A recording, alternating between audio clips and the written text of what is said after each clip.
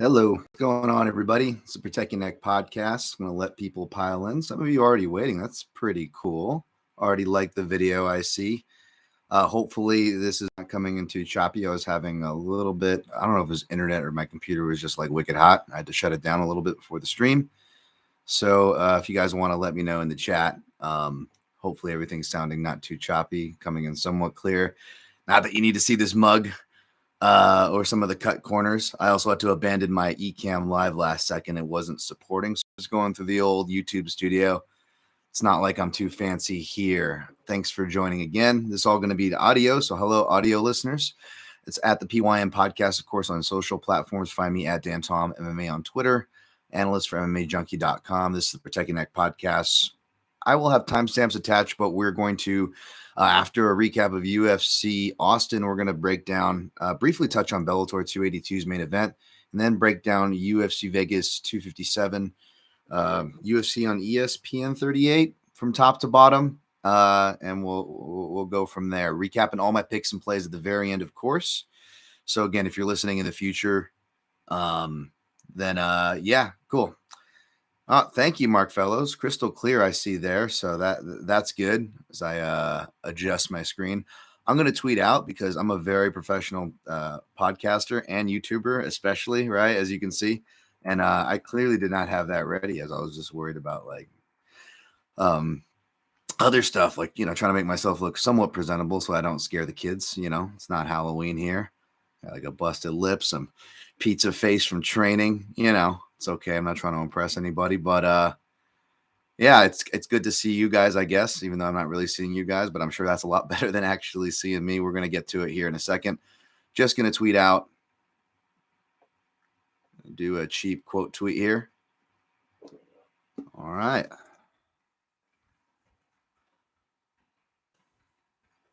We're live breaking down hashtag UFC Vegas 57. Join here. All right. Yeah, that's it. Share this.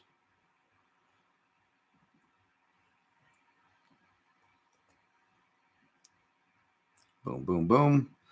All right, kids, we're letting you pile in. Of course, the Protect Your Neck podcast here. We'll be breaking down UFC Vegas 57 shortly.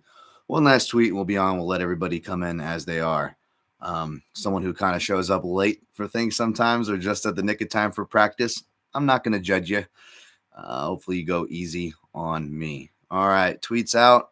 And what's up, everybody? I see Mark Fellows, Reggae Joe, Chris London, Zach Acker. What's going on, everybody? Pascal Rochan. I apologize if I brutalized all of those, especially the last one for my guy Pascal there. But it's good to see you guys. All right.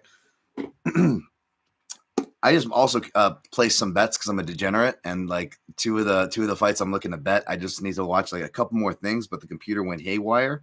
But I did lay some props. I'm like, we'll bring that back, that Bruce Willis, with the machine gun and Die Hard, welcome to the party, pal, because I feel like round sprinkling's been the game. I know I've been coming up short these last week or two, but actually, no, the week before last, I hit and it saved our night. But, it's a losing week, so, we're only good as our last performance, right? That's the name of this game. So, yeah, I'm spoiler alert, there's probably going to be a lot of round firing. Not all the official fires have gone off, but I will post them at Dan Tom MMA, but I'm going to give you all my analysis here. All right, thanks for joining the YouTube. Big thanks to my guy Tim Spire at Tim Spire, Tim from Bloody Elbow, man behind the scenes, a man of many talents, a fellow Toretto like myself, just a fellow good dude, a really good person in this space. Another good Canadian. Add that to the list. He is my neighbor up north. Just out of the goodness of his own heart, was just trying to give me a push, and I know a lot of you guys have given me encouragements as well, which I appreciate. But I'm not really good with the promotion thing and like social media stuff. So he did the hashtag Dan, get Dan Tom to 10K, 1K. We'll get to 10K eventually, but 1K is fine. And you guys did. Thank you. To monetize, I still need some viewing hours. So no monetization yet, but that is like huge. And the monetization is within reach. So if you guys want to help me reach those hours, not just watching these shows, liking, sharing, and subscribing, but as a thread that I believe is still pinned, not sure how much longer, is still pinned as far as my promises for the 1K, which I will fulfill and not bore you guys with here. But I linked just a couple of the top fives. There's a lot of fun top fives if you're looking for some kind of evergreen content. We're going to be talking about Musasi, so maybe it's apropos you go check out. And this is a video one too. Shout out to Agent Ben 10 from the Fight Site. We did top 5 thick fighters, so that was fun. Yeah, Musasi for later though. Page note that. Gabe Killian in the house. What's up, Gabe? Daz Files. Cross streams probability. Is that a Ghostbusters reference? Hopefully everything's coming in okay. But yeah, just watching old videos. Help monetize. Simple man. Yeah, you must have been asking that right before we were on the same track there. I guess I kind of just answered that question that you put in. But yeah, watching old videos it's just viewing hours is what it counts as. So I was gonna watch old breakdowns. That's boring. I'm surprised you guys are watching this, and I thank you. But yeah, like there's like top 5 stuff, and there's like random stuff like for the UFC Origins doc. If you were a fan of the Bruce Lee like water doc, I interviewed the directors to those. If you catching up late on The Last Dance, me and my man from MMA Junkie, Matt Wells, we recap that series because we're big Chicago Bulls fans from the 90s. So there's some random shit on here. Nothing crazy, but you guys can kill some time if you're bored. So, all right. Hey, Liam Picks Fights, my man. What's going on? Another good dude from the gambling community. Definitely check him out. I got a lot of shouts here, but we'll get those after the UFC Austin recap. It's good news, but it's bad news there, right? We did terrible. And, I know a lot of people did terrible with this or that, but I want people to do good. And maybe our egos are like, well, I wasn't the only one who did bad, right? Like, sure, there's that, but like, I want people to do good. And if you did good and you got out of that gunfight down in UFC, I can't do that anymore. I used to always write that, like, can't bring a gun, you can't bring a fight card to Texas without having a gunfight. I'm like, not really appropriate to say that anymore, Dan. Sorry about that, folks. Not trying to trigger anything like that, but damn it, stay on target. All right.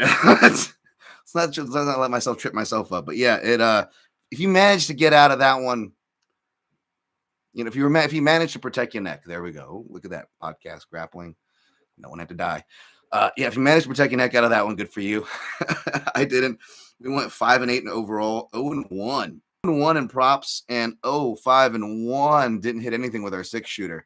But we're bringing a machine gun this time for the round flyers, right? So that's how we did. More importantly, let's break down the action. We ate shit. Luke Longley is the NBA GOAT. Oh my God, that guy, man. Sometimes I think he had too much Fosters in like the 95 in Orlando. I love Luke. I love me some Luke Longley. We'd love to get drunk with that dude. But at the same time, man, I just remember that Biff where he had the wide open dunk and he just turns and he banks it off the board. And I was like, oh, and you guys know I'm a big Shaq fan. So and that Shaq fandom, being sarcastic there, started way back then when he was over on the Eastern Conference over with Orlando Magic. Did love me some Anthony Hardaway. You guys remember those Nikes? Those were some sick ones. All right, I'm not enough 90s basketball. You guys distracted me in the chat. You guys know Dan Tom. You know his 90s stuff. He can't resist. But yeah, back to the let me get to the bad news, guys. Let me get to the bad news. No, I will get to the chat as best I can. At least that I'm on here and not on my eCam. It's it's easier to monitor the chat this way. What the fuck was I looking at? So this is why you don't get punched in the head, and this is why Dan Tomlin gets distracted because he's been punched in the head. The fuck was I looking for? Oh yeah, results, because I clearly have those pulled up. As I pull those up, if you guys are 90s basketball fans, forgive, join in. If not, forgive me. I will wax me some 90s basketball. UFC Austin results. Look how prepared I am. Wow. Even at least the audio podcast, I do this. I'm all thrown off. It's like it's something new, and no one cares, and nor should they. It's bullshit excuses. That's results for one fight. Give me the whole results, people. Give me the whole results. How about we'll go UFC on ESPN? I'm getting like Derek Lewis versus Yancy Medeiros versus Donald Cerrone. Oh yeah, that's the results I wanted. 37 in a row. Who knows what that reference was? On the chat, you will get 5 imaginary points. 37 in a row. In my old band, we actually audio sampled that. As I am running out of things to tell you guys here. All right. Let's see if we get this here. Wow. Of course, like the one time where it's like not wanting to come up. It's like I've got a live audience. It's like, oh, it's okay. All right. Here we go. Here we go. Here we go. Here we go. Danny, here we go. Nope, nope. This is old man tries to find results. Josh Emmett defeated Calvin Kattar. A lot of talk on this one, guys. Pretty much, you know, I did give a tweet. It's like, no robbery, relax, blah, blah, blah, blah, blah, blah. That was me kind of just getting ahead of the talk because it's just like we get it every week, right? And that was before I saw round 4 was scored for Josh Emmett, Chris Lee's scorecard. Obviously, I did not agree with that, but I will say I did not go and rewatch it. So even though I could probably still confidently speak to that round, um, I went with the my live score was a Kattar 2, 4, and 5. But even though the point everybody's making as far as like Josh Emmett, Kattar was high showing a lot of his shots. A lot of you were keen in catching that live. Shots to my guy Chuck, and a lot of you were keen and just talking about that or tweeting that with your results. And someone asked me today what I thought of that. My guy Oscar Willis, shout to Oscar Willis from the Mac Life. He's doing the Train Alta program with me. Kenny, whose birthday is today, and shouts to Amy Kaplan recovering from COVID, but she's been killing it too. But yeah, he asked me, he's like, what do you think of that? I'm like, dude, I've been shouting about this since, like, you guys know, listeners of this podcast. I was like, that's something I've been shouting about as far as like, remember, like, just because it sounds loud and looks hard, that doesn't mean it's cleanly landing. That being said, Josh Emmett, even though he forgot about it in the later rounds, which again, it does matter. Maybe it could have gave him more of a shot in those rounds, but again, scored those with the majority of y'all for Kattar anyways. He was hitting the body early in the fight. So at the same time, I would also be a hypocrite if I ignored, and even though that probably wasn't it, I forget what someone was telling me, but I'm still going to give the benefit of the doubt to the judges. That I'm going to assume a lot of times, again, I'm not coming at the judges, but just by following these things for a minute now, and I'm not like a database form, like actual record to pump their chest out on that I can't do that. Scott Fontana can. Follow him on Twitter. Great follow for all things judging. Just great interviews and media guy too in the space, but especially for the judging stuff. But yeah, if I'm going to assume that, right, well, then I got to be willing to go the other way, lest me not be a hypocrite. So I still give the judges the benefit of the doubt for the 48-47, and which is kind of that two-sided argument. You've seen, speaking of Scott, I think he called it alternate decision. You can call it what you like, but I think roughly we're all on the same page there, right? I definitely feel for Kattar, but you look at Emmett, and who again is a guy like, I know me and Phil McKenzie especially have taken our shots at, but like you listen to this guy's backstory. Shout out to his interview on Fitz Nation, and it's hard not to like the guy. So not too upset about it, but I get that he's probably tying in a lot of parlays. That's probably the reason, even though I picked him and played him, I just kept it at those round props. And there was a point in round 3 where like he fainted him out the exact way I thought, and I can't remember if he didn't throw the right hand or threw it and kind of just missed. But you can almost see it in Kattar's face, like he had the same reaction to me. Like it's I had him there. I had that. But that's a game of inches, right? So the next result, because I'm so prepared here, we got Kevin Holland defeated Tim Means. It was sparked off by a right hand. Sharp people betting that Holland submission. Anybody who bet that Holland sub, pat yourself on the back. Of course, I sprinkled a little bit Means decision. It was one of those rare two-sided things. If it got there, if we got a weird Holland performance, picking up maybe Tim Means would be there to pick up the pieces at plus 520 bucks. I never want to see again. I'm not going to see again, but hopefully we see Tim Means again because he's one of my favorites, man. Just wasn't the length, speed, precision of Holland. I want to see him in more fights. I don't know. We'll see if we can get him some bigger fights and some fun fights. Good for Holland. I like Holland too, obviously. Next fight, Joaquin Buckley defeated Albert Duraev. Yeah, man. Mike Pyle and Matt Brown, right? Mike Pyle and Matt Brown. I picked Duraev. No shame there. Wrong pick. I was wrong here, but I and not to be revisionist history, but I did say this little story of another guy that supposedly which dominated a lot of guys. Not supposedly, he did. It was Mike Pyle, right? But Sometimes it's different when you get in there. And I'm not saying Duraev is Mike Pyle, and I'm not trying to reinforce a stereotype. One of my favorite fighters who, I was lucky enough to even work with just a little bit back in the day. So believe me, no shade there, but it definitely smacked of it, right? And yeah, it was a good stoppage. It could have been stopped sooner from what I saw.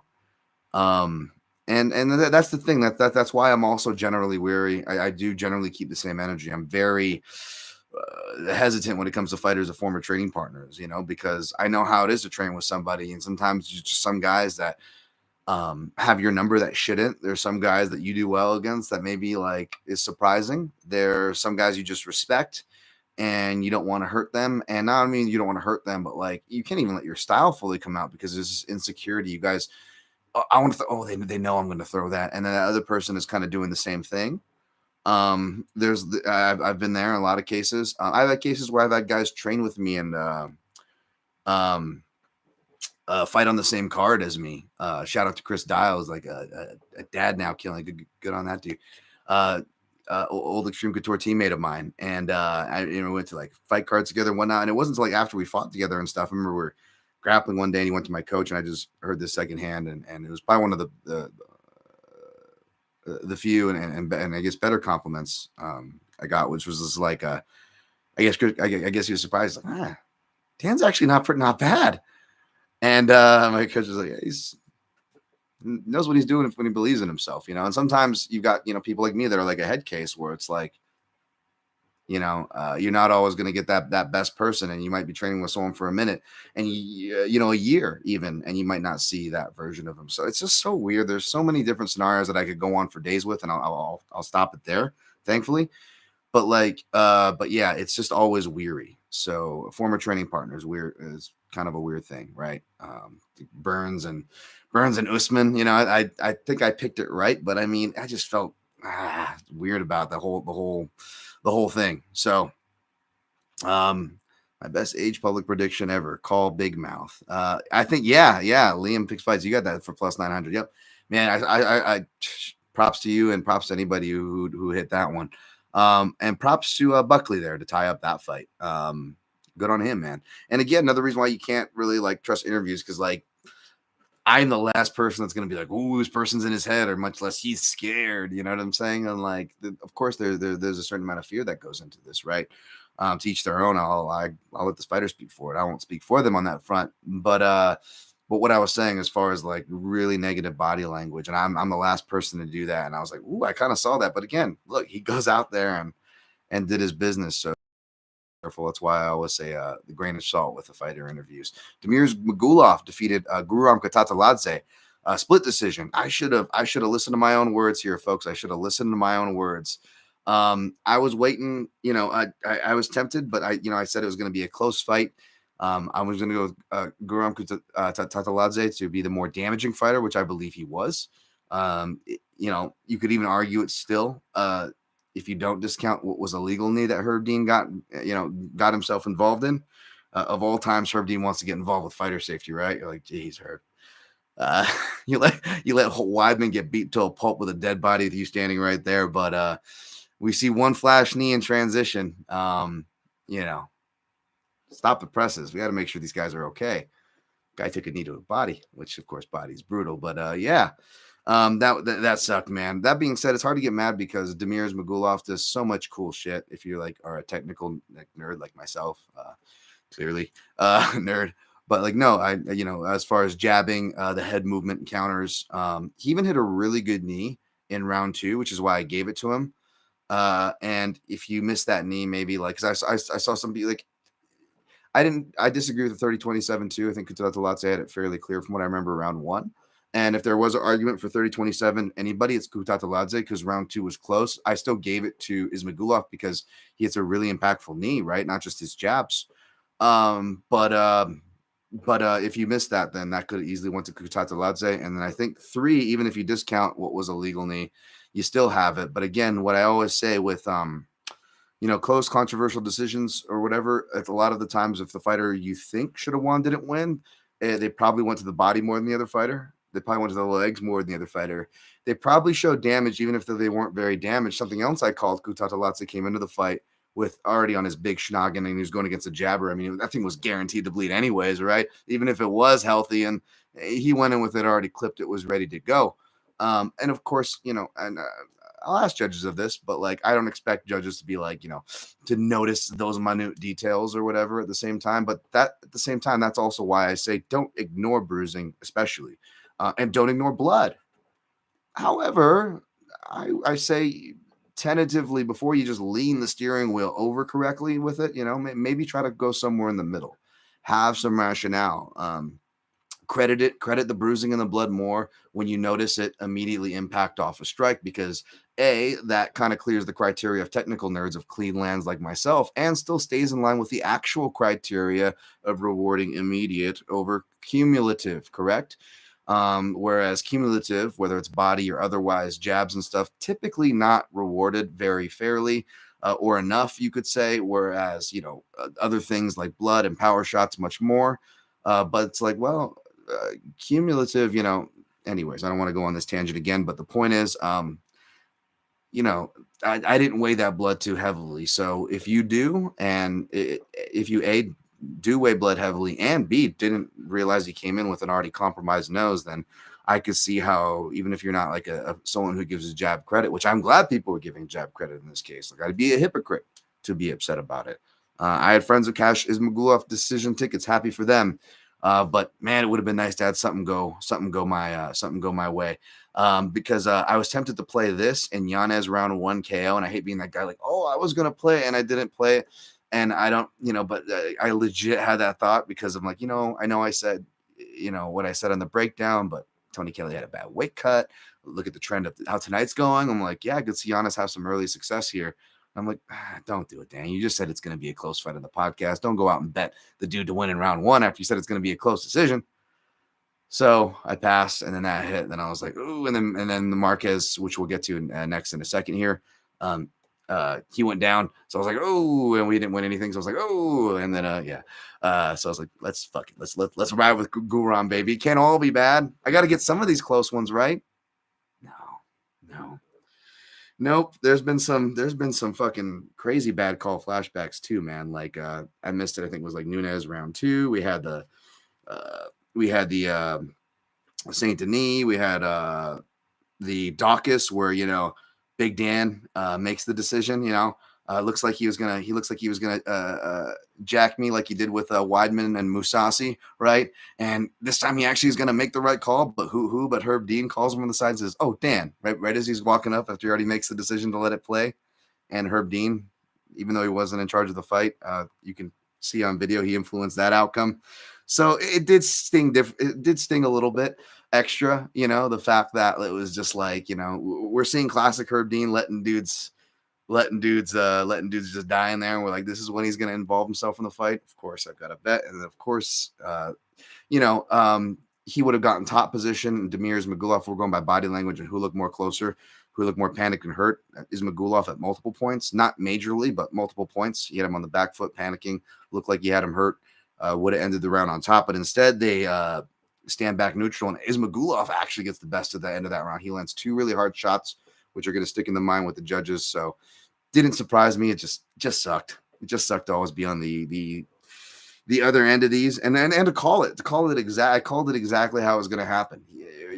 The guy I pick's probably going to win for this, that, and the other, but we'll probably lose because people are going to outweigh this, which is a common theme that I always point. And I hate being right on these common themes. Like, can I be right on bets and not right on like analysis? Like, I know I love analysis and that's my thing, but I kind of want to be right on bets. It would definitely help the wallet more. So anyways, but yeah, Julian Marquez defeated by Hobo Cop, baby. Hobo Cop going town to town, racially profiling people in trouble. This time it was Julian Marquez, the Cuban Missile Crisis, that was in trouble. Was not able to get a missile off, and my guy Marquez went down, man. I hope he comes back okay. Big, me, I'm a big fan of Marquez. Still love him after this. I'm not like that guy Tyler, who's gonna be all sour with a pro fighter.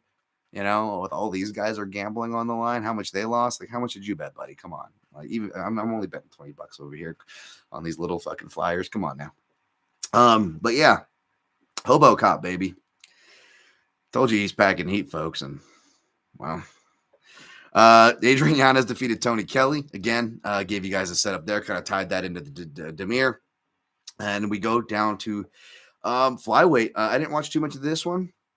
I don't know if I was walking the dogs like my guy Brad's there, but Natalia Silva defeated Jasmine Jasudavicius. This felt very classic. You just have an overinflated, which happens whether it's odds or hype or perception or both. And it's nothing against the ladies, but it's limited sample sizes of the lady divisions, right? So got love for the ladies, no hate there, but it is what it is. I also got to be real with it, right? And I already see people going to make the same mistake, which I hope you get maybe we could get a big line on Natalia Silva next time out, because I suspect they will now overcorrect the steering wheel and the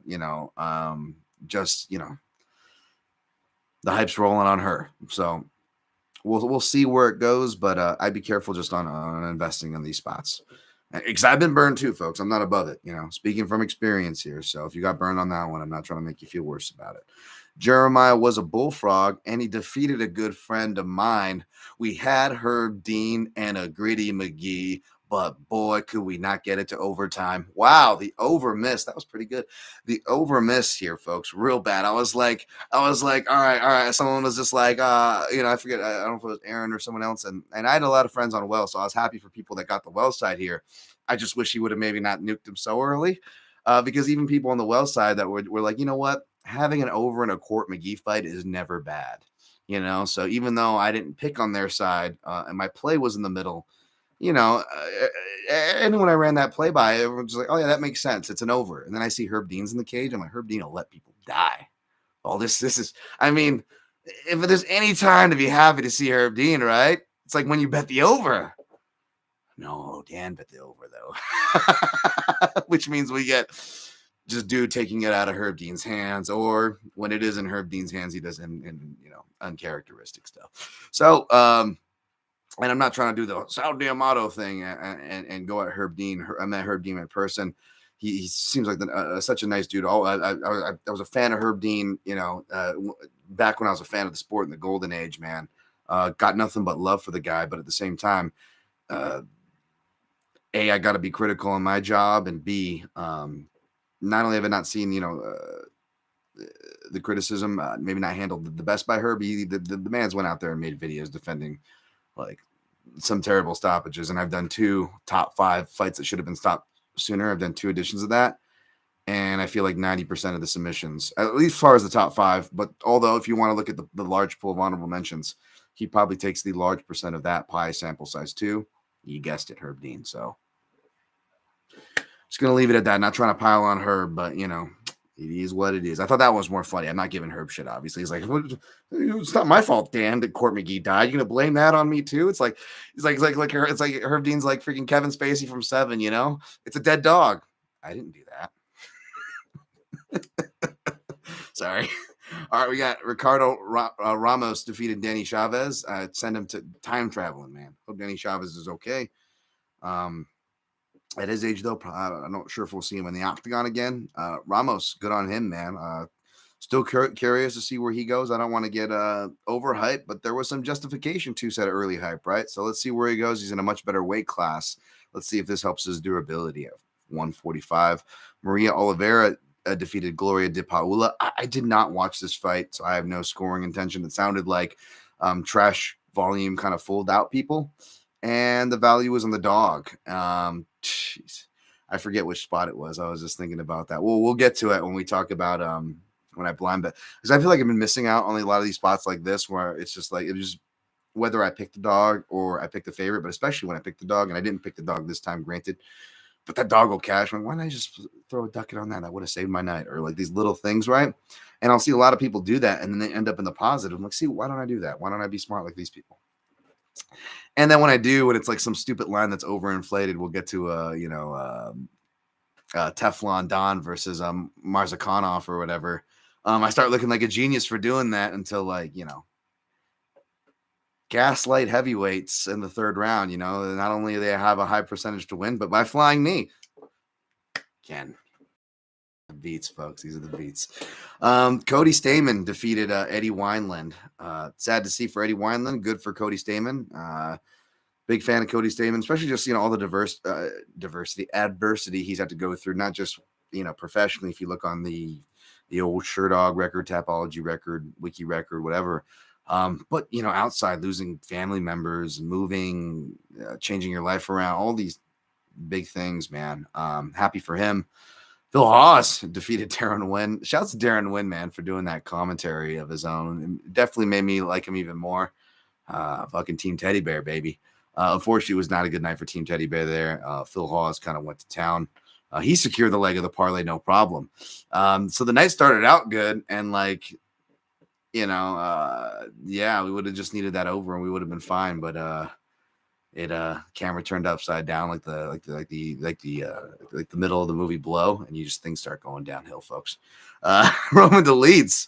It started downhill for a lot of people too, because Kyle Dawkins, who I was like, I'm like, one of these two are gonna shit in the parlay, and I picked that part of it right, but the second part of it wrong. So can't bump my chest, nor would I. But yeah, I avoided Kyle Dukakis, even though I like Dukakis.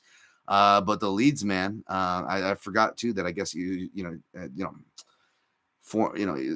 both bigger dudes. So I mean, can't say it was that big of an overlooking thing. It's just the leads doesn't have a reliable process, right?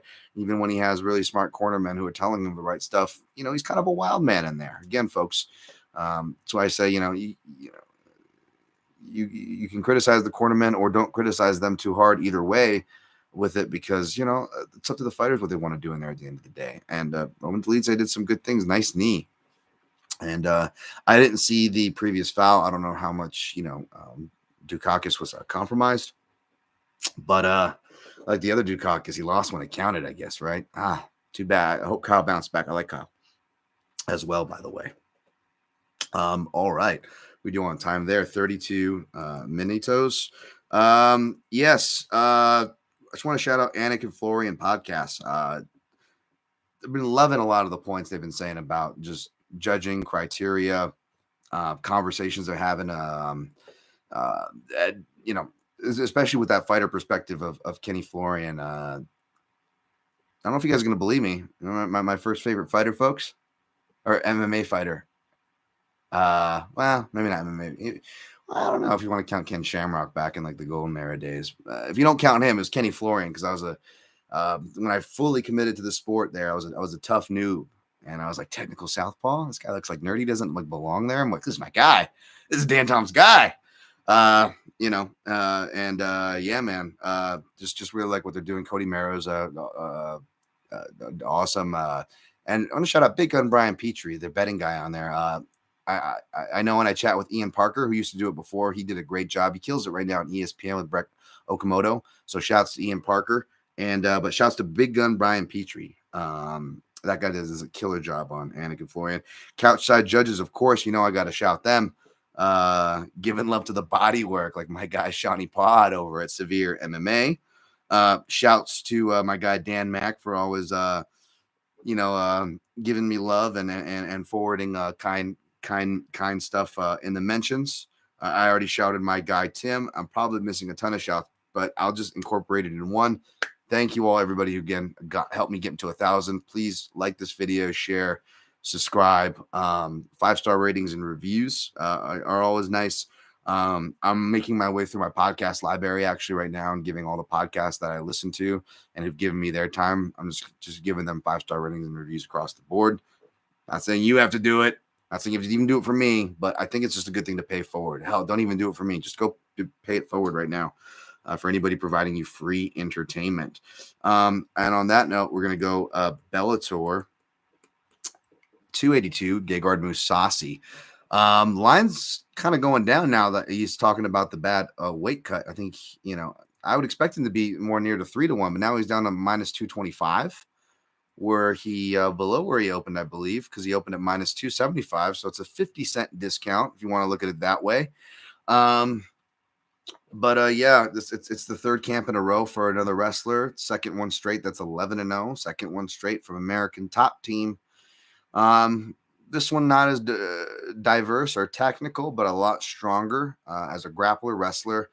More pop in his punches for sure, but I don't know how, crazy, scary knockout power that is Johnny Eblin, who I didn't realize is half Korean. I didn't get through some of this card this week because, again, I had to split I don't go through the whole Bellator card, but, doing two in-depths on two different cards. And then a lot of times with these Bellator cards, I have to do complete profiles because even though I've been covering Bellator now for the last 5 years, there's a lot that I didn't watch, folks, and I don't watch most of it live. I mean, there's a lot of UFC that I barely get to live these days. For those of you who watch the show, how much of Bellator, not to put it on that pedestal, as I love Bellator in many ways. The people that work there are great. Not that I guess I'm supposed to have that bias or whatever because I'm media, but anytime I've worked their shows, I really love the vibe there. I like Scotty Cokes. I like the fighters. I like the fighters getting paid. So yeah, I don't mind it. But yeah, I don't watch a lot of it either, right? So I watched absolutely zero Johnny Eblin fights before this, so I had to go through his whole catalog, and that takes time.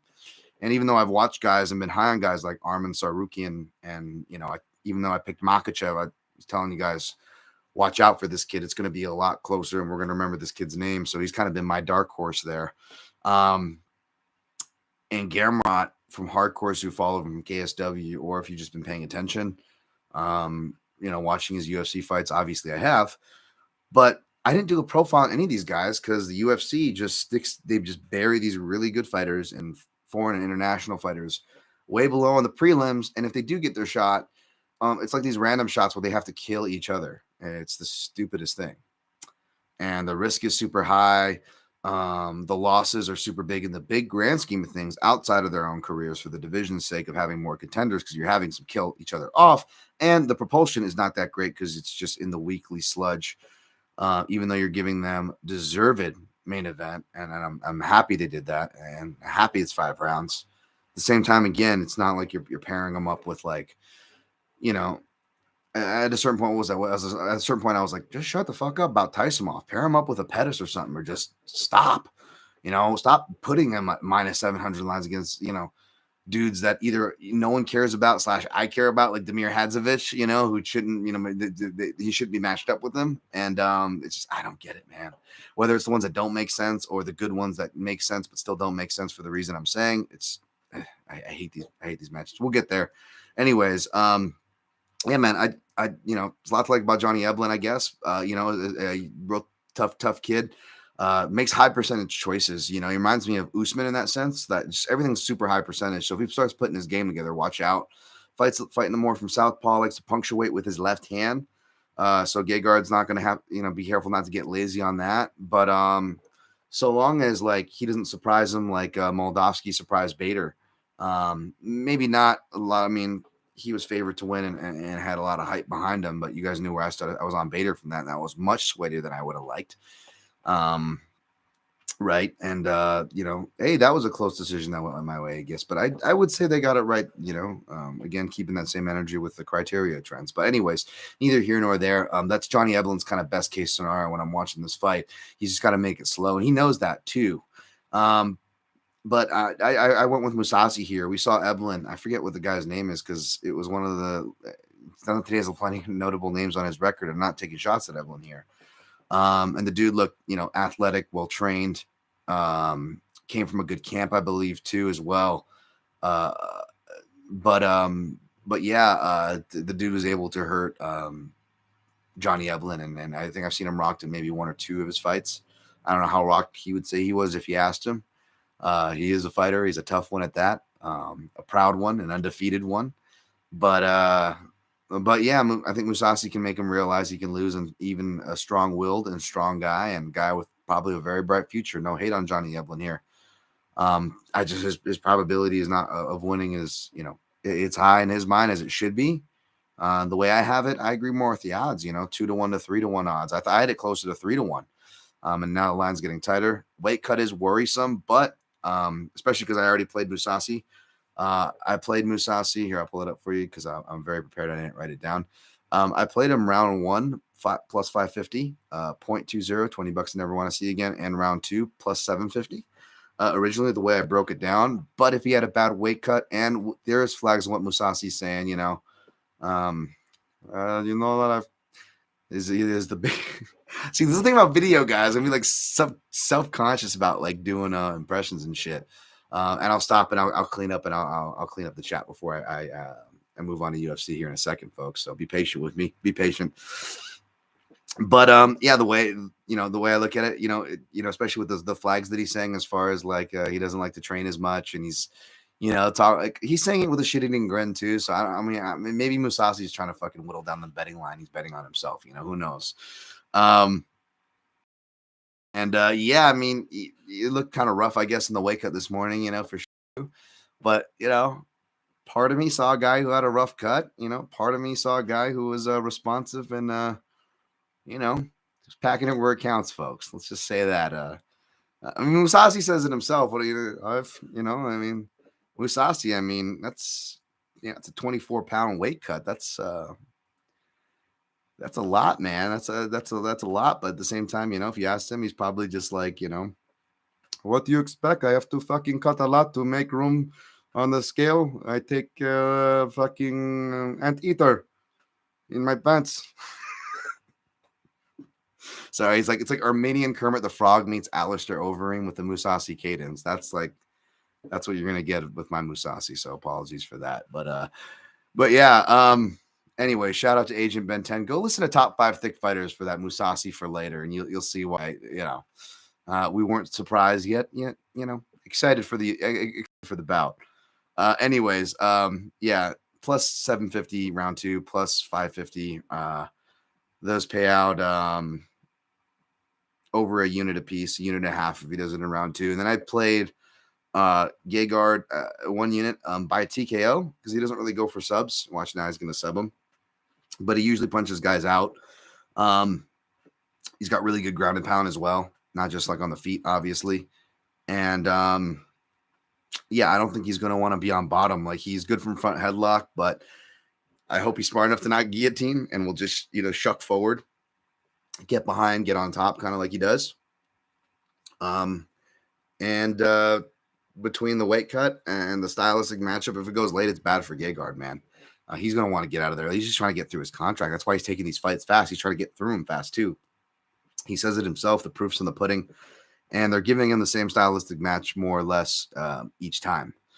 Yeah, and with the bad weight cut and the flags, if those are active as he says they are, I'm not ignoring them, definitely. But all the more so, he better get it done in round 1 and round 2. At my bookie, they don't have any of these round prop. It's funny. It's like they know what fights every time that I want to target. Like, how is it every time the fights that I want to play round props are the ones that are conveniently missing? Why, bookie? Of course they don't. They're not in my head and plotting against me. I know this, but after a while, it's like maybe they are.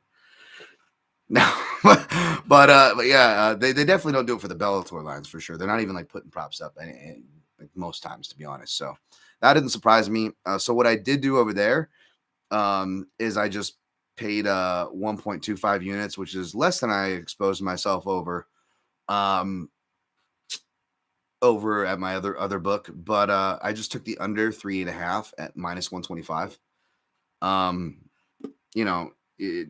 I don't know how much of it is a hedge for Evelyn because he's going to want to win late unless Musasi really falls apart trying to go for the finish and with a bad weight cut. Then maybe Evelyn does get a finish there and you still cash, right? Or, I missed the round 1 and 2, but Musasi gets it in 3 or the beginning of round 4, which is pretty unlikely at that point. Something's gone wrong if it's gone that long. So hopefully it just ends either way. Under, I can collect in at least one house, hopefully both, right? And we go into UFC Vegas 57 on a winning note. All right. Let's see. Let's catch up. Hey, what's up, Clint? Diehard MMA podcast, Chronic Combat Conversation. I was just talking about my favorite podcasts and and betting people, and they're all coming in here now. What's up, guys?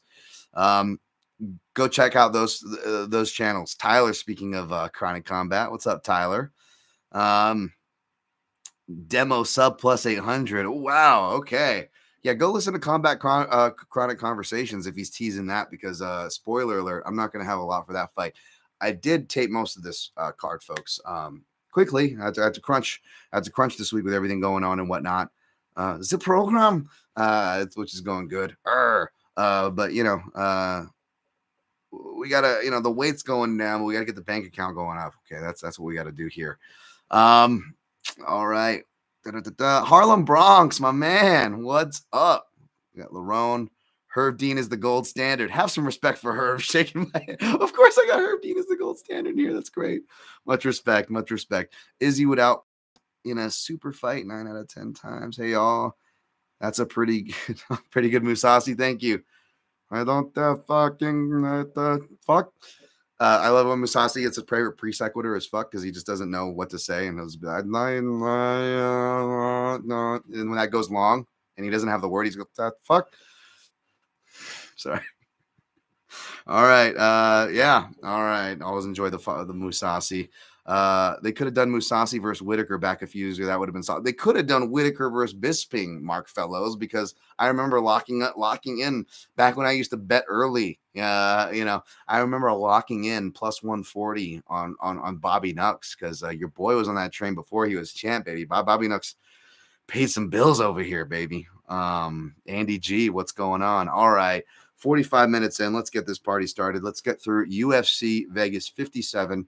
We're going to start at the top, work our way to the bottom, and we'll recap my picks and plays at the very end. Of course, from top to bottom, we've got Arman Tsarukyan versus Mateusz Gamrot. Tsarukyan minus 285, Gamrot plus 240. I don't think it should be this wide. Any of the value Victorians out there. I guess maybe you'd be on the Gamrot side. He has more experience in 5-round fights. He gets better as fight goes on. He's the more diverse finisher, at least on the floor, at the very least, right? And it's a small cage, which can favor the grappler. But these guys are both grapplers. These guys both have their winning conditions arguably secured with the wrestling, which is why I went with Tsarukyan to dictate. Both these guys have gotten better at countering. Gamrot can jab from both stances, but most of his counters that he's been improving on is more lateral movement and crosses, which is great, especially when you give yourself the option of shifting stance.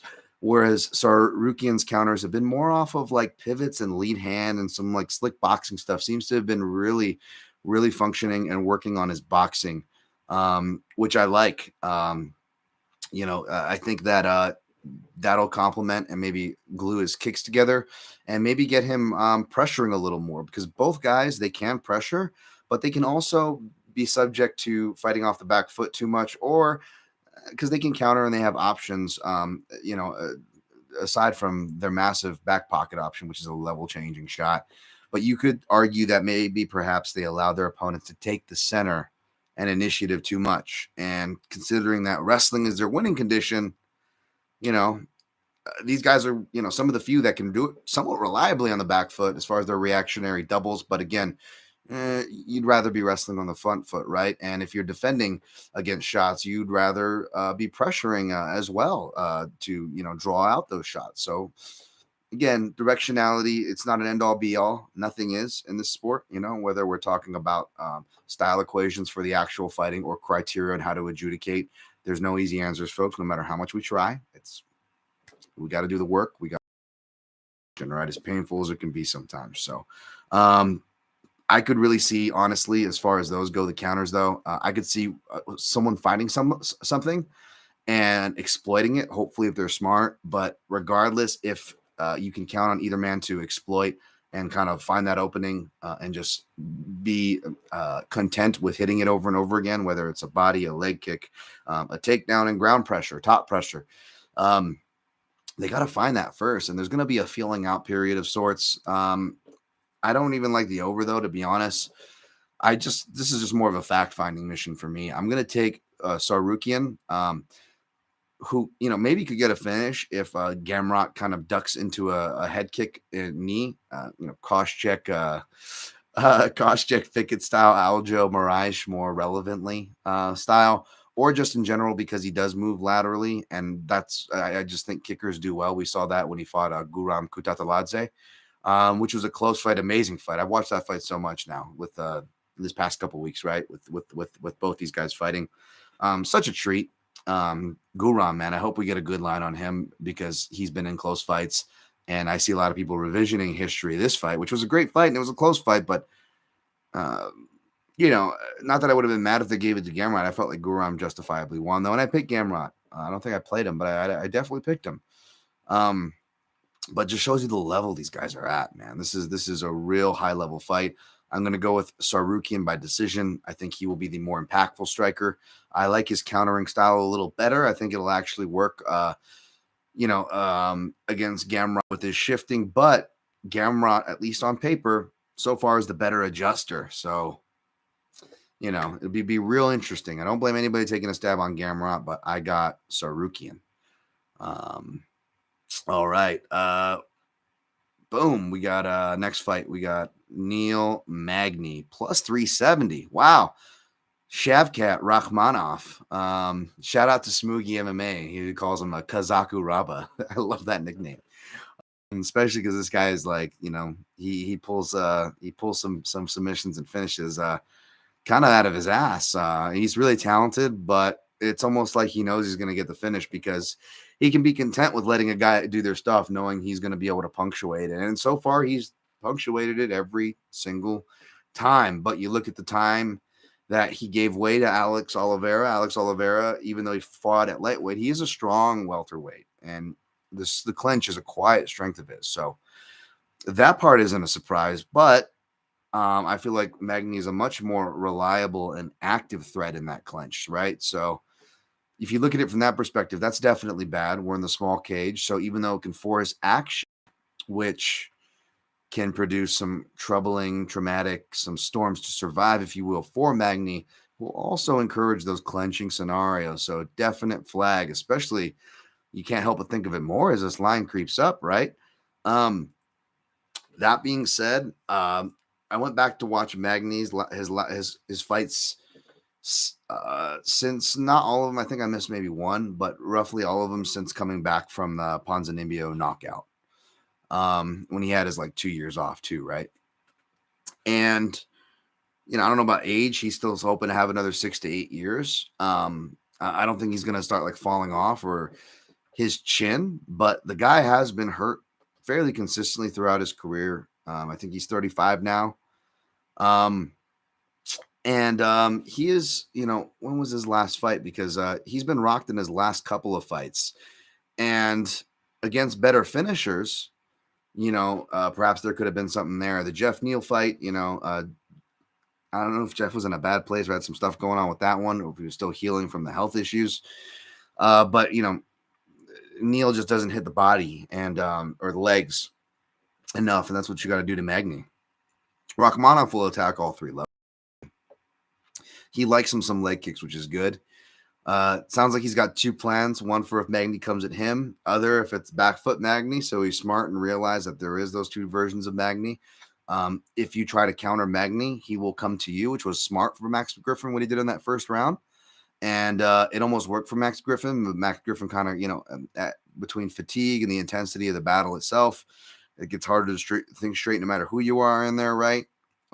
It seemed like he kind of got into the war a bit and got away from that more tactical approach that seemed really smart and sharp from him early on, right?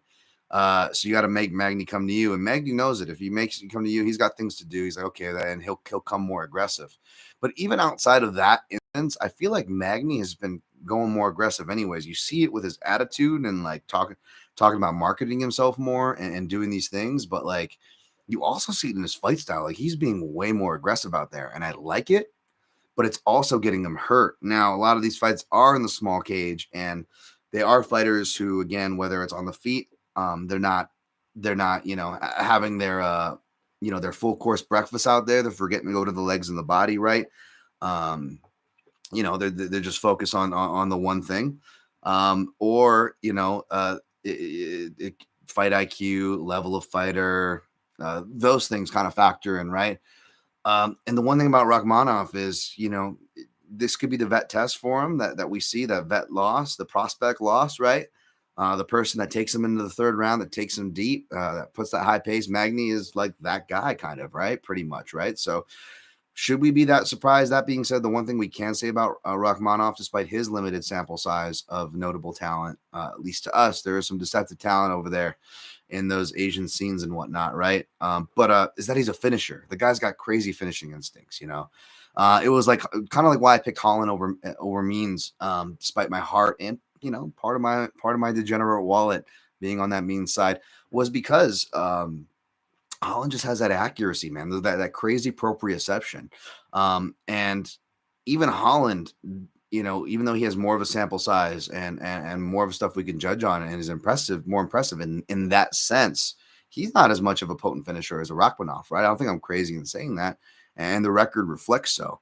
So if you just look at it with Magny, it's like, guys who knew what they were good at. It's like you could either break it down like he beats lower level guys, and the higher level guys, top 10 guys, are especially top 5 guys, are people that could beat him.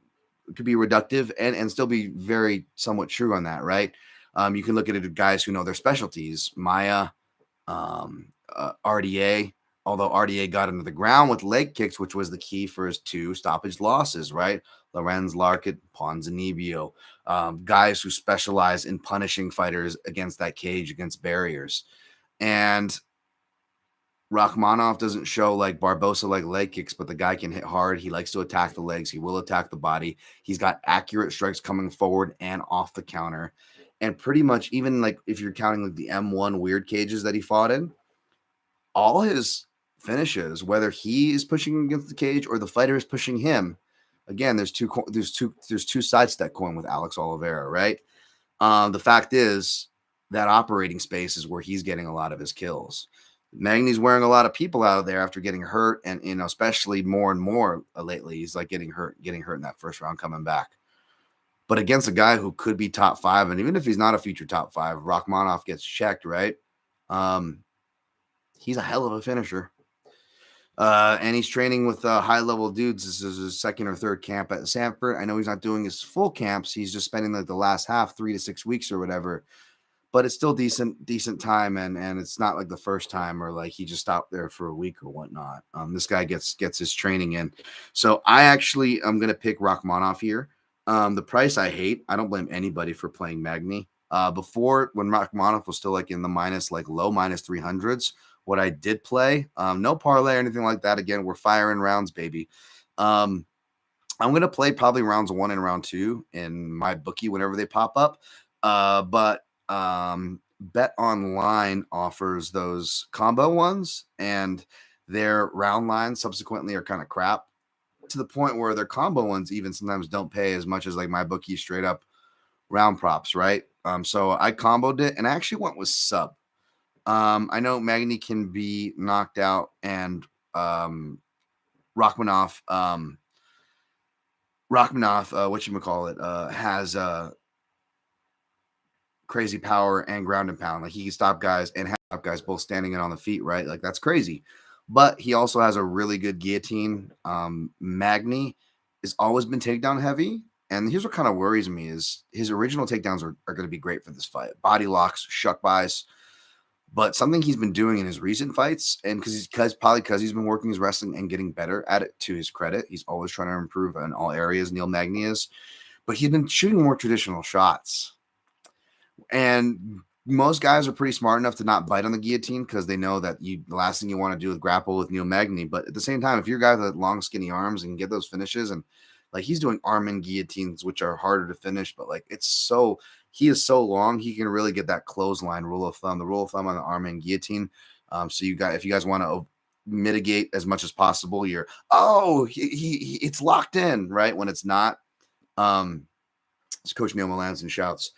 For arm and guillotine, you have to picture a horizontal line that's got to go to neck to armpit horizontal line. If it's too high, mainly you're going to see it come short. You're going to see it come too low. You're generally not going to see the tap there, right? You got to get it here. And Rachmaninoff, he locks it right in. He's got those super wiry arms. And Magny, when he is rocked, every time he has been rocked, what does he do every time he's rocked? He sits up, shakes his eyes out, and reshoots and gives his head. And most guys are smart enough to not take the head because they don't want to end up in a grapple fest with Magny, and they want to continue to strike with him. But Rachmaninoff, yeah, man, he has he's a bit too lackadaisical. That worries me. But when push comes to shove and stuff, he's got some athleticism. He's got some strong hips, despite being kind of wafery looking and tall for the division. And yeah, he'll have some length parity with Magny. Maybe that'll mess him up here, folks. But if he's going to beat Magny, it is going to be in rounds 1 and round 2. So that's what I'm going to play in one house. So hopefully the method won't matter. And maybe I'll add just round 1 and round 2 on the house that I did the sub just to have some coverage there. And I'm still, at the end of the day, not even sprinkling or exposing myself a whole unit or having to parlay the guy and shit, for the price that he's at. Because again, I don't blame anybody for taking Magny, but that's kind of what I took here. Oh, by the way, plus 800 only for Rachmanov submission round 2, plus 600 only for Rachmanov submission round 1. $20 I don't want to see again on both those. And I will probably do the same amount for whatever line my bookie gives me for round 1 and round 2 for that, if they have it posted. Niet, no, they do not. Okay, so we're gonna go down to the next fight. Yeah, let's do it. Alan Badeau, minus 115. Josh Parisian, minus 105. I love Josh Parisian. He seems like a fan of the hog humor. Always bringing up Chaos Williams for a reason. I don't even think those guys train together, which is extra funny. Maybe they do. That's why he brings it up. But so my heart will be with Josh Parisian, aka shout out to my guy Braschuk for the nickname Carbo Parisian, the long lost Parisian brother. Speaking of Armenians, right? Armenians everywhere, baby. We don't forget about Josh Parisian, the long lost, Carbo Parisian, right? The long lost Parisian brother that was misplaced in the Midwest and had to survive off of carbs. Shouts, brother. Shouts. That being said, I'm actually going to go with Badeau, as fraudulent and bad as his record has been at times, depending on what you're looking at, right, folks? But yeah, the thing is that it's going to be an ugly fight. Both guys are deceptively tough. Both guys are deceptively scrappy. Josh Parisian, if he wouldn't, so easily to take down, I could say maybe he could have the ground edge in this fight. But the fact that he could kind of fall over on himself and he'll scramble his ass off for a big guy, that's what I love about Josh. I'm not trying to shit on the guy, but I don't know if I can count on a ground advantage coming out here, right? And if you look at Badeau, whether you're looking at his social media or his last fight against Parker Porter, which he had an argument there. No offense to my guy Parker Porter, I was glad he pulled that one out. I think I have in a parlay.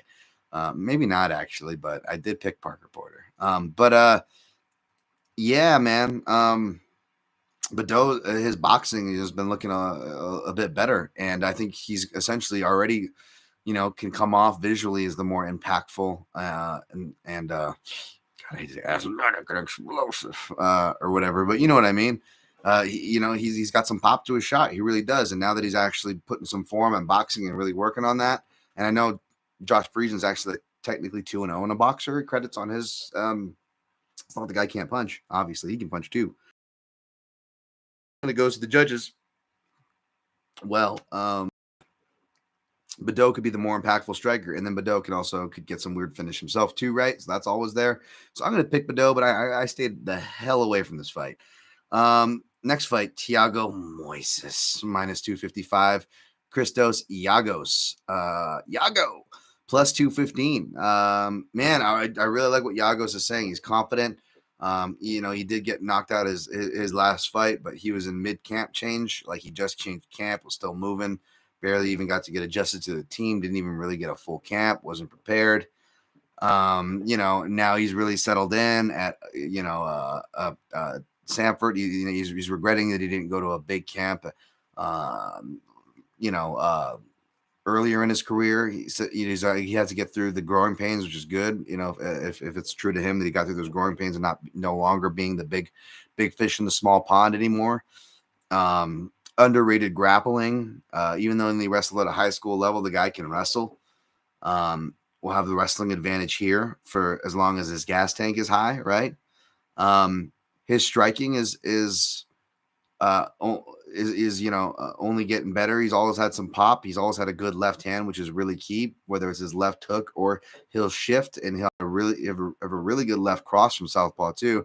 And that's apropos because, as I said, when I'm breaking down the Bobby Green fights, even looking back at Thiago Moises's fights, with southpaws like Robert Watley, orthodox or southpaw, left hands are the common culprit for Moises.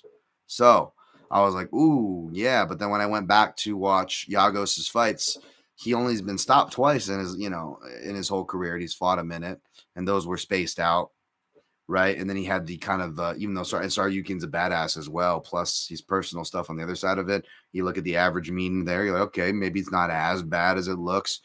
when you go back and watch the footage, the dude's getting rocked every fight, right? Some of those submission losses too probably got rocked and put into those. You know, it wasn't just Josh Emmett's Duke Nukem power, right? And it wasn't just Armin Sarukian, right? Catching him on the perfect timing, right? The dude actually gets hurt a lot. And when he doesn't get hurt, whether he gets hurt or doesn't get hurt, whether he wins or loses, he puts so much energy that he does tend to get tired. Which is why a lot of his opponents have accused him of gassing or have tried to get him to go later, right? Because the guy's a really intense dude. So you look at it, I just feel like I don't know, like right hands. Looking at like Thiago Moises' counter right hands, I feel like if it goes to decision, Moises will be the fresher guy.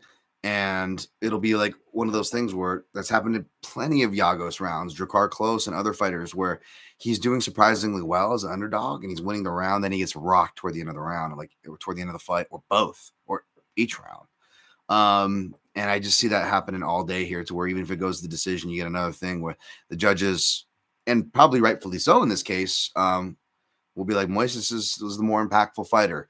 Or Moises more likely will finish this inside the distance with a club and sub, because I think that Yagos is going to bring out the best in Moises. Between that and the small cage, and then Moises having to deal with a size bully, crazy size length advantage with Yoel Alvarez. Yeah, like if I'm picking Moises, and I'm probably going to stay away from this fight, to be honest, because I've never been like super high on Moises, as high as the hype has been. And he's on the streak, and I kind of made the case for Yagos at the beginning of this breakdown. That being said, I do think Moises will get it done inside the distance and bounce back, but he could play it safe, so that's a little weary. The reason why I'm outlining this and talking coded is because I feel like if there is a play, or at least a play that would tempt me if I was going to go for something, it's the plus 160 or whatever that at least I saw in one house that I could get for Moises inside the distance. Maybe that's worth a stab. I'll post it if I play it, but I don't know what round props I had before this, but I got to be doing really good before this, which not counting on. Again, folks, even my winning nights, it's not as good as your guys' winning nights, because I'm conservative, and then I as far as how I bet, and so those nights were the less painful nights I revisit. There was a lot of Santos Walker, which was the last card where I went perfect on. You guys were cashing like crazy, and you're like, "Oh, you tell me you made out, Dan." I'm like, "No," because I don't parlay all my picks, even though I should. Shouts to the Cody Staffticks of the world, CJ there, and Paul Shag as well, Dogger Pass podcast. Yeah, parlays and big parlays, go to that podcast. Shouts to those dudes there. But yeah, although I do my own long shots here, so hey, stay tuned for those. So hey, yeah, Nate Manis plus 700. Umar. Speaking of Paul Shag, that was great. He wins internet this week. Paul does with the gift, because you guys know I love The Wire. I love one of TV's greatest characters, Omar from The Wire, baby, Umar. So now that's where if you're wondering why I say it that way, it's because that's how I say Omar. You're wondering why I say Omar that way. Shout out to the Film Vault podcast, Anderson Cowan, baby. I feel a lot of similarities to that psychopath as well. Omar. But yeah, I think Omar is going to get it done here. That price is super wide, but you look at Nate, if you look at what Johnny Munoz was able to do, and he showed a little bit of better wrestling, brought in wrestlers again. He fought Tony Gravely. But yeah, man. You could look at it, and I like Nate actually a lot. So he comes off as a real cool dude. Speaking of Chronic Combat Conversations, he was on that podcast. Sound like a real cool dude, and his fight style is fun too, man. Fun boxer. He's got that kind of Nate Diaz, Zach Makovsky timing on his 1-2s, both from Southpaw and Orthodox, where it's like 1-2, but he attaches it, and it's like he tailcoats the 2 right behind the 1, so that 1's like battering ram opening the door, and the 2's right behind it. So instead of 1-2, it's 1-2, right? So sorry, stupid visual aid there. I'm used to audio doing stuff for you guys, so I'm like, ooh, I can look like an idiot in video for you guys now. Great. That'll be real good. Shout out to Bohachini Depot. He's gonna have a field day on him doing these. All right. Shouts to that guy though. It's a funny follow there. Yeah, I'm gonna go with Umar by sub because if I think that he can get to him down there. That's the he's been more of a striker outside the UFC, but you've been hearing almost all of it and RIP, all respect, obviously, to Abdul Manap Nurmagomedov. But since he died, now it's all the fighters. It's father's plan, just like they're telling Adolfo Vieira to calm down, who we'll get to in a second. So I'll go Nurmagomedov sub round 1. It's going to be a kind of, maybe quick and quiet into the night. Yeah. I don't know what the number is or if it's even worth playing. That's up to you folks. Chris Curtis, action man. I was kind of surprised to see him favored here, minus 125. Although I don't hate it because I am going to pick him over Adolfo Vieira. I didn't even give any foreplay. I just went right to it, huh? Easy, Dan. Sorry. Plus 105. Hey, we're like an hour in. That's fucking foreplay. Jesus Christ. Yeah, plus 105. What did this open at? Minus 180. So money's coming in, and you take Chris Curtis straight up. Maybe he wins a decision if something goes wrong for both of them. Neither of them get the finish, but the judges at the end of the day reward the fresher guy who's not as gassed and who did damage again, keeping that same energy of impact. I hate saying damage because it's the same thing as impact, and they have impact in the criteria. And I hate saying both of them, to be honest, because they're both they're both highlighted to be subjective as all hail. And as you guys kind of saw with that Mike Mazzulli pointing out that thing, which I appreciated the New Jersey Athletic State Commission doing, by the way. That's why I hate criticizing. It's like, okay, they try to be transparent, they try to help, and then we shit on them. But they put out a piece of information that was mainly the 10-8 criteria, coupled with like kind of a brutalized version that cut out the important parts of effective striking and grappling. And just, in fact, it only highlighted, because even though it says, and I have my gist on, damage and impact being super subjective, along with cuts, that's what they highlighted most. And even though immediate goes over cumulative, and I get what they mean, and we can have an argument as to what it means, I think that door should be left open. I think they should change the rewarding to where, if again, if there's a big shot that clearly landed, clearly hurt him, yes, the door should be open to give that person the round, even if the other person arguably outstruck him for the majority of the round. If they didn't do it super impactfully or hurt him, and that person cleanly hits him and obviously hurts him, or bruises and cuts them, and it's clearly from a strike. And not only is it clearly from a strike, it was from a hard strike, and not just clearly from a strike, from a hard strike, but a hard strike that hurt him, then yes, count all that shit, 5 and 10x, all that shit. Steal the fucking round by all means. But don't write it in a language like it's absolute, and don't talk about it reductively like it's absolute, because if we take it at its absolute or just as its own, as is with no nuance, then immediate outweighing cumulative essentially means fuck all cumulative. Now, that's not true, nor should it be true, but that's essentially what we end up doing, and how I hear a lot of these rounds kind of adjudicated, or can only assume how they're adjudicated. So I'm not trying to get sidetracked on another tangent, but it kind of highlighted to like the fact that they edited their own rules, and even further highlighted the shit that me and many accuse them of overly steering into, right? They kind of proved my point there. And then it also is a bad look. And again, when a judge like Demetrio turns in a scorecard, I'm quick to highlight that it's him or Solis. And even though it is going to spread to the other judges or whatever, they're going to get blamed for it too, even though it's unfair. I try to do my best to do that. And I would like to do that here as well with Mazzulli, I believe. But isn't he like the president of ABC? So it's like, anyways. Yeah, that's just another thing. But anyways, we got Chris Curtis, Adolfo Vieira here. I don't know what the fuck I was talking about. I picked Chris Curtis, though. I like his takedown defense. Adolfo Vieira has some good wrestling instincts, He re-wrestles on his butt. He'll go to the half guard, the old man style that I love, Damian Maya style, half guard single leg get-ups. But as far as his wrestling goes, he's big, strong, and powerful.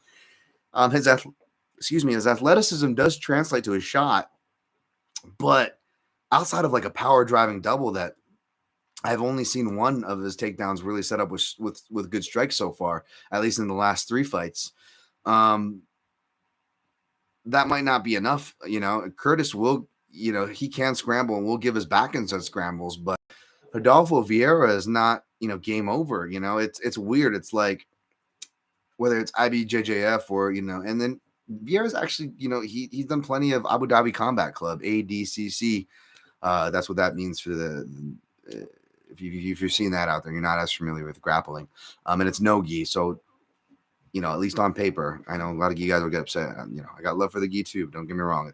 No gi's more valuable in MMA. Not saying that gi isn't valuable. I'm not going to have that argument. I'm not qualified to have that argument, but I will toss my hat in and say it's not a controversial saying. No gi is more valuable if you're training MMA, which is why even gi lovers will kind of pause it when they're training for a fight.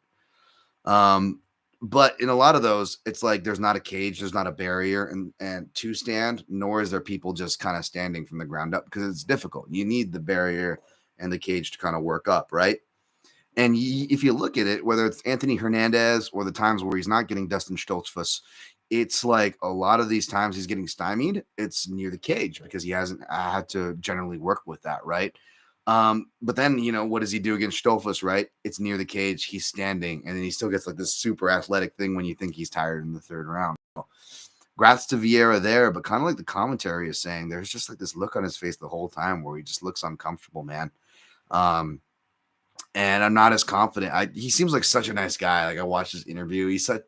How do you not love Adolfo Vieira? He looks like this like meat muscly bully guy, and he's not. Like he just seems like the biggest sweetheart. He's got a good sense of humor, good sense of awareness, admitting to admit his weaknesses in and out of the cage. Like, oh, I love a person like that. You kidding me? So it's no shade, or I'm not shitting on the guy by any means, but I don't know, man. I don't know if the fighting thing is going to be there. I think Andre Muniz is the guy I, granted, have been on a little bias there, but I think he's going to be the guy to, to be the jiu-jitsu guy in this division. And does that mean, what do you, Vieira's not going to win this in the small cage? Of course he could. But now the line tightening, it's like, I don't know how much you really want to play him unless you're playing the sub specifically. I don't know what that number is. Good luck to you. Me, however, I like Chris Curtis. And if he goes to dog money, I'll play him. But what I did already play is, again, we're firing rounds, baby. Rounds 2 and 3. Could he catch him cold in round 1? Chris Curtis says he doesn't want to grapple, so it would be in his best interest. But, wow, I didn't even play him yet because they don't have it available. Let's see if I play I'm talking my shit. So let's go here. Let's play it. Play it live with you guys. Let's see. What can we get with the Curtis show? All right. I'm going on Bet Online here, folks. So we'll see. He's not going to sub him or go for the sub. He's going to keep punching. So we could juice it up and just go, yeah, because you're not getting great numbers. Round 2 KO is only like 475. Round 3 plus 800, which will go 17 there, and we'll go $20 we don't want to see again in round 2 because I might not even play him at all. I may just keep these to round sprinkles for unit returns, even though it's only 95 ducats for plus 475, close enough to a unit return on that. 17 at plus 800 for round 3 by KO will get you 136 ducats for 17. So let me make sure I didn't play this already. Yeah, double check my dyslexic ass. All right, there we go. Yeah, I don't think my bookie's got anything for it. I'm going to refresh again, but conveniently, like the only fights in the UFC they're missing round props for are the fights I want to play them in the rounds with, Okay, maybe more than that, but still, yeah, no, nothing there yet. We'll see. We'll see at my bookie. All right, next fight. Carlos Ulberg, baby. We got Ulberg, baby. Fantasy Jewish Fight League. Plus 100. Teflon Don, Tafon Chukwi. Minus 120. Man, I'm going to go with Teflon Don here. It's not confident. No plays here. I know he came short for me last time. I was just talking about the, third round gaslight heavyweight flying knee. We know how that always happens, right? Just like the third round spinning elbow KO from Molly McCann. I know, folks. I know. I got to stop beating myself up, but I'm getting like all these. It's been brutal. Like because you can't play that game because there's gonna be you play this long enough. There should be losing bets almost on every card that you're gonna come across. Crossing of tape studying and indexing, right? Some bets you're going to come across, be reminded of. I just feel like I've been being reminded of like the really fucking painful ones. Not all bad, right? Right? It's not always a bad beat. It's why you lose. Sometimes it's just MMA. It's just the universe, right? That's how it is the most of the time. So I'm just talking about bad in that sense. I'm not saying, but yeah, just oof. All right. Hopefully this means we're in for some, we're in for some positive variance here. Hopefully, right? TJ Brown, downtown Brown, minus 200. Shailan Nerdimbeke. I can pronounce that name surprisingly well, and I can't remember how the guy fights. Plus 170. So I won't be biting. I'll pick Brown. I did not tape study this fight, so let's move on. Halian Paiva plus 125. Sergey Morozov minus 145. I'm in the middle of taping this fight, and before my computer crapped out, there was 2 more Halian Paiva fights I needed to watch before I fully pull the trigger on this money line. But between the money line, kind of it went even, and now more money's coming on Morozov. Kazakh fighter, Eastern European. They see the OV. Maybe they research further. They see he's at ATT, which he's kind of always been for these. So that's not nothing new there. Perhaps that's it. But, perhaps it's me cashing against Morozov, and I'm liking Paiva, right?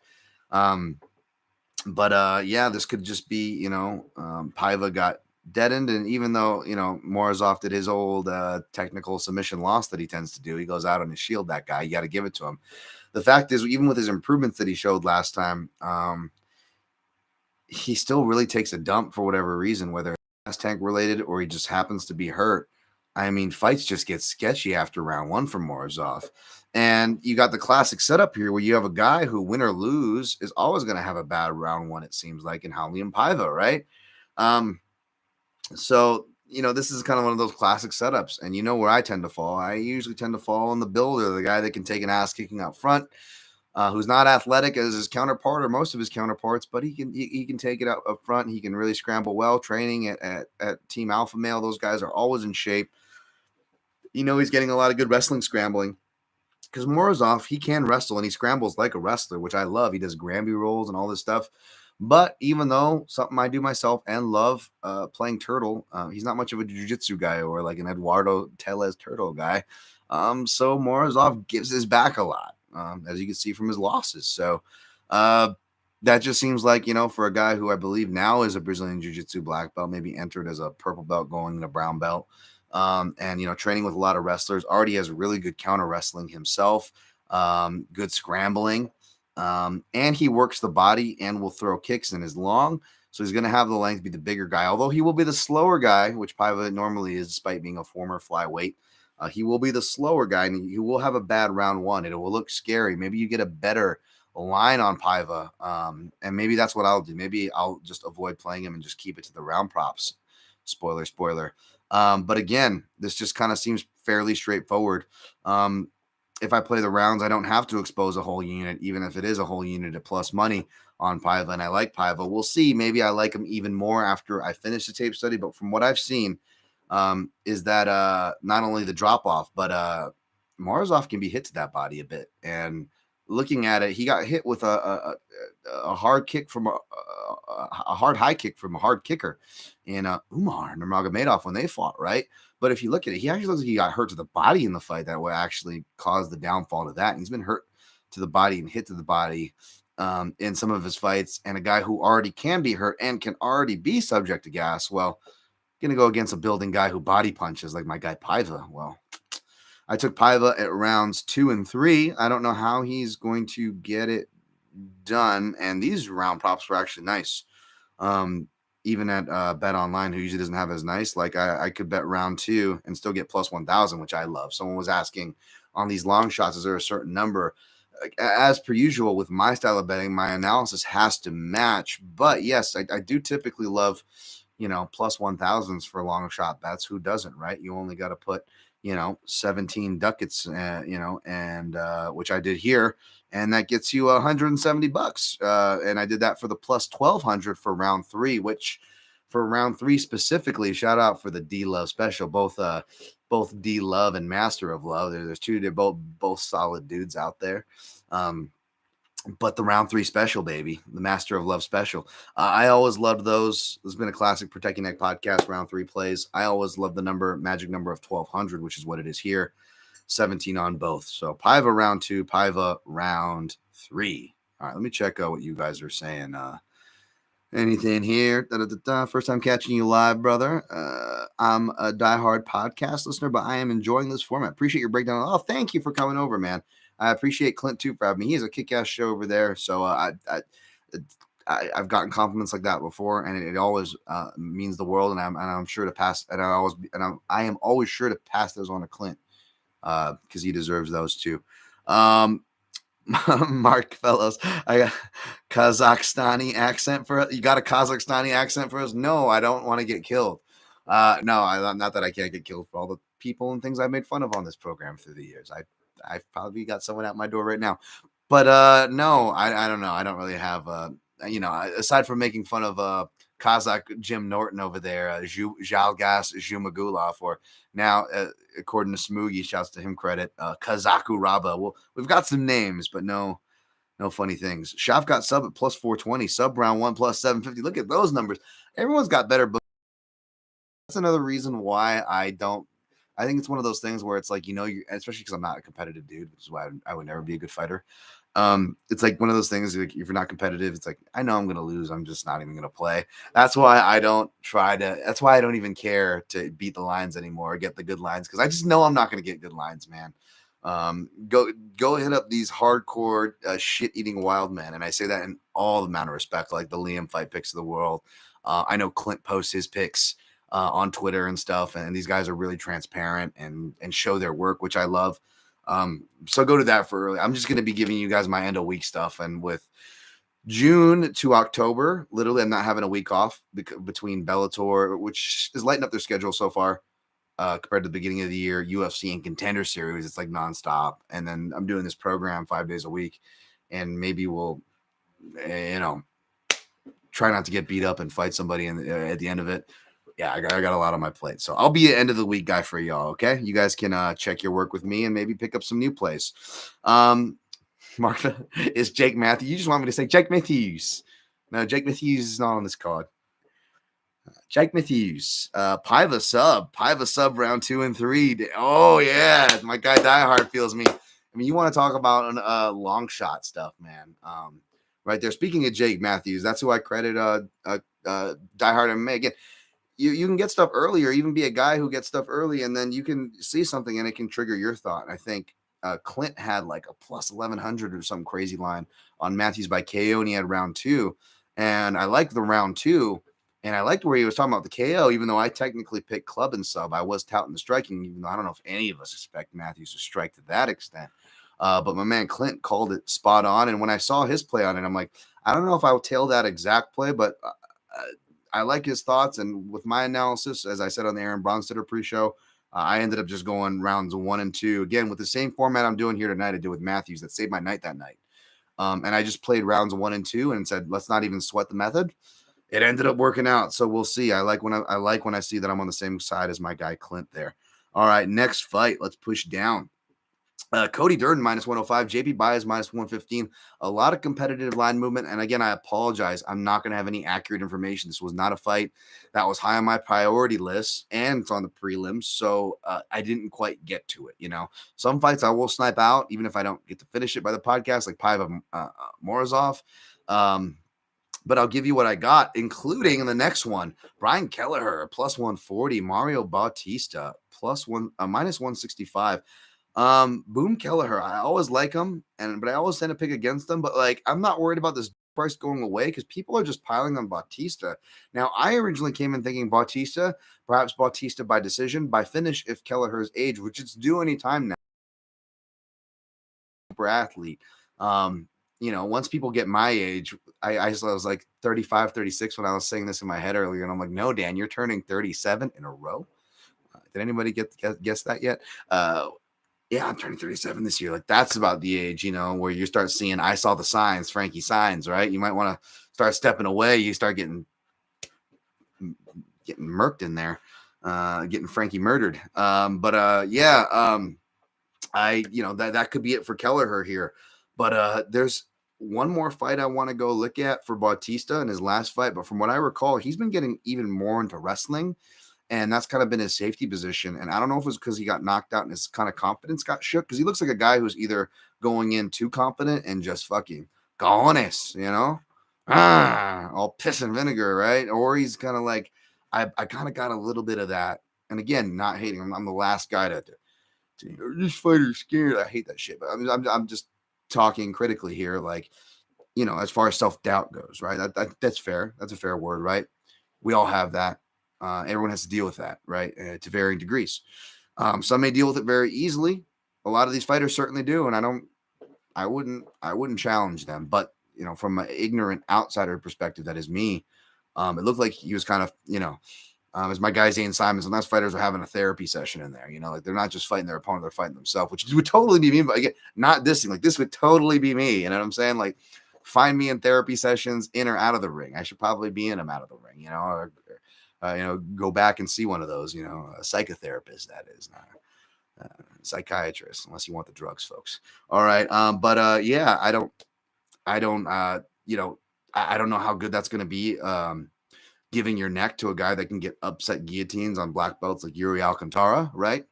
And then secondly, will you even be able to wrestle even if you get past the guillotine threat? Because Kelleher has been implementing that same safety net of a game plan and wrestling his way to decisions. Cash for me against Domingo and his fight after that, the second to last one, right?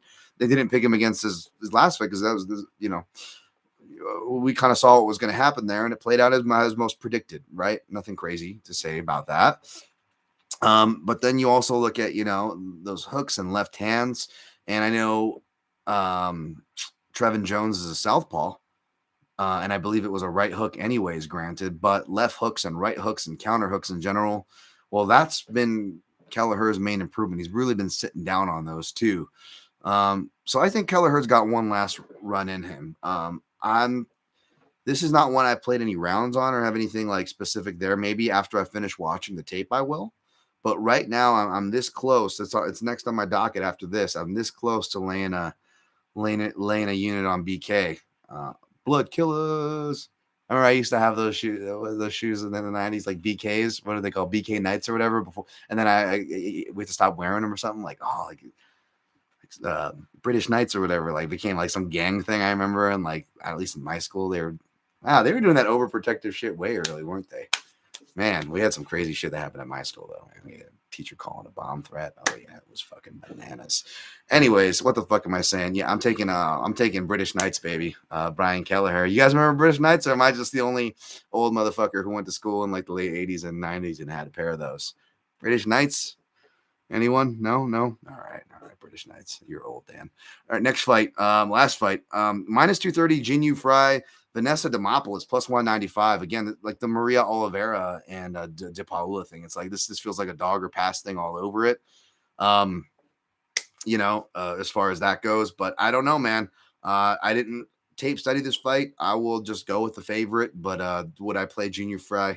In general, no, much less these odds, much less with the setup. But again, for the exact analysis, I do not want to lead you astray. Instead, I'll go. I know Clint does a Monday show. Who always has great guests for. I think you see him in the comment. You see the yellow one, the Chronic Combat Conversation. Plenty good people who I shout all the time that have shows as well. You go reference, because again, I'm never saying I'm the best. I'm the only. Should I be the only? And don't go anywhere else. Like, no, you get your references and make your own decisions. Don't just listen to me. Don't just listen to anybody. Get a pool of useful information. From respectable sources. If you consider me a respectable source. Prayers to you, but thank you. And yeah, go about it. Hopefully you win some money. How did we do on time, folks? Wow, 133. Okay, not too bad. I was thinking we were close to the 2-hour point at this point. So, Jermaine Ball. Hi, Jermaine. What's up? And then I'm old like you, Dan. I just don't have any sense of fashion. Still don't. That's another reason why I love you, Clint, because we're you're actually dadding it up there, man. So I have much respect to you. Putting that. Andy G, British Knights, K-Swiss, you know what's up. Cross Colors, Carl Connie, just a few of the brands that wore it up growing up in the 90s. That's right. What happened to K-Swiss? Did they lose all their money trying to buy Uriah Faber for sponsorship? That shifty salesman there, Uriah Faber there. He's a slick one. Okay, guys, let's see. Takedown stats for Gamrot. Yeah, he hasn't had anyone shoot meaningful takedowns on him. That's another thing we don't really know. Because if you go to Fight Metric, it says people shot 2 takedowns on him, but it wasn't. It wasn't 2 takedowns.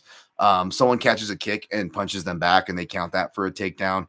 And then Kutateladze is getting up and he tripods and he does a whizzer kick without even having a whizzer, without even having his body his upper body above the level of Gamrot's, and he just literally whizzer kicked to debase, and they counted that as a takedown attempt. Like, those are his 100% takedown defense. So another reason why you should never trust fucking stats. Sorry. Moises left-sided shots. We talked about that. Yeah, gave all my shots. All right, got my timestamps. All right. Recapping. In one house, I took Mousasi Evelyn. This was before the weight talk. Fuck it, we're letting it ride. One house, I went Mousasi Evelyn under 3.5, minus 125, 1.25 units for a 1 unit return. In the other house, we did Gegard Mousasi by TKO plus 125 for 1 unit, and we sprinkled on Mousasi round 1 and round 2 for $20 a piece. Round 1 plus 550 by KO, I believe. Round 2 by KO plus 750. May add little sprinkles depending on what the round props are. And in my book, you may just let it ride with that red flagish stuff that Mousasi was talking. I also played Shavkat round 2 and round 1 sub. Round 1 sub plus 600, round 2 sub plus 800. Don't have numbers for it. Round 2 and 1 straight in the other house because they haven't released yet, but I will be playing that just in case he does finish him. And it's not by sub. I want to at least collect in one house. Maybe even we'll double down and put some smaller round props to cover in the house that I did the submission specials. But that's what I got. That's what I'm telling you. Excuse me. Also, took some shots on Paiva. May still throw a unit on the money line because he can win a decision. He mainly wins decisions, right? But as of right now, until I finish my last fight that I still need to look over, I played him just straight up at round 2, 17 ducats, 0.17 units for 170 in return, 1.70 unit in return, and then plus 1,200 round 3, another sprinkle at 17 ducats, 0.17 units. That's a nice just over 2 unit return. Chris Curtis, Action Man. Unless he goes to plus money, I'll play him. But I just played him round 2 and round 3 by KO, plus 475 by KO round 2 for $20. For just under a unit return, and plus 800 round 2 KO for 17 ducats for 1.36 unit return, north of a unit return. May play Kelleher as well, especially that it's going up. If I do, I'll post it at Dan Tom MMA, where I post all my plays. Also, my pre-show with Aaron Bronstetter. Shouts to him. He redid his format, was awesome. Had some great guests on, from Adam Martin, James Lynch, Jeff Molina, man. I really like Jeff Molina. He's like a fighter, man. I love it. He's like, he's like, I don't care about these weird stats. And then I look at like the fighting styles. I'm like, fuck yeah, Jeff. I mean, we got to incorporate some stuff like that. I've been getting better at that, and as he will too. But it's funny, man. Like, people that come from that side of the fight. If I can lay claim to having any kind of percentage, because I would fall short in literally everything else comparing myself to these beasts of people who actually do the shit. At least my brain kind of works that same way, for better and for worse.